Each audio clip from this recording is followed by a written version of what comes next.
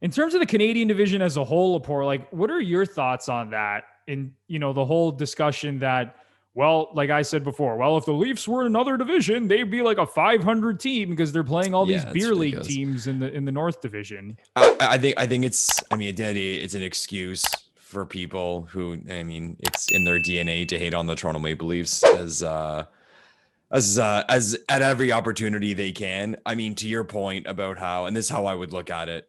So even after 2 losses, they're only back-to-back losses of the season, they are still on pace for 120 points.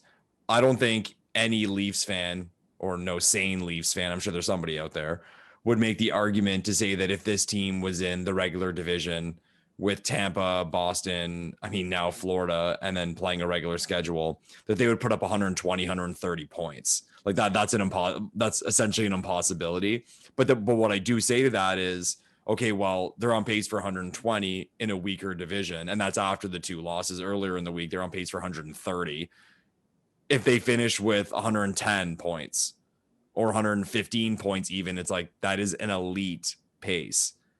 And it's not like if they were playing a regular schedule, they would be not playing any, they wouldn't be playing any weak teams ever. No, like, you still play weak teams, you play average teams, you play really good teams. It's just, I'd say the difference right now is that the closest thing they're going to play to an elite team all year is the Winnipeg Jets, and they've only played them once so far. So some of their games, percentage wise, that they would be playing against elite teams are being substituted by games versus like average to good teams. And that's the gap. I'd say that's that 10, 15 point gap that would turn 120 or 130 point season into a 110 or 115 point season. But not to sound cliche, but they can only beat the teams that are put in front of them. And they're doing that up until a few days ago.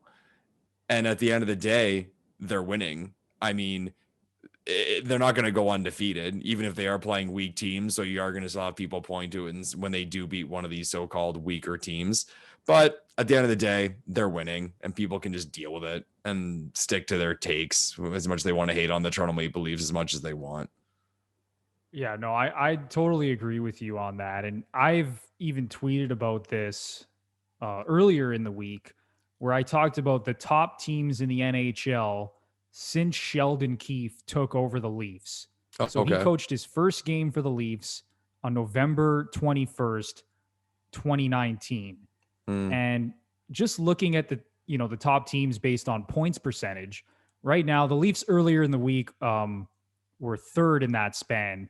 But as it stands right now, Sunday, March 7th, 2021, the Leafs have the 5th best record in that span in the NHL.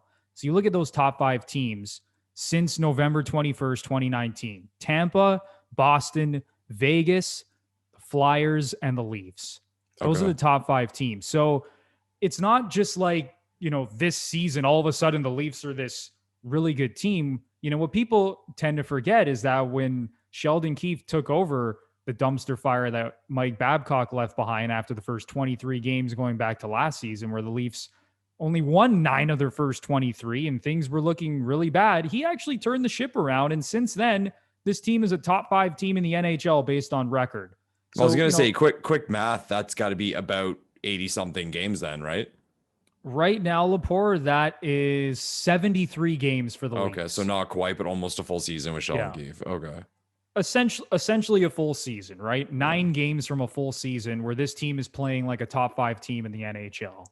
So, if they were playing, let's say, in the East Division with, the Islanders, Capitals, Bruins, Flyers, Penguins, and all these teams, maybe like you mentioned, Lepore, maybe that 120 point pace comes down to 110, 112 point pace. But I really don't think it would make that much of a difference just based on what I'm seeing, not only from the analytics, from watching these games, from seeing the way this team has progressed defensively. I would be stunned if they were in another division and weren't, a top 2 team. I really would at this point. It's a waste of time arguing it, to be honest. I mean, exactly.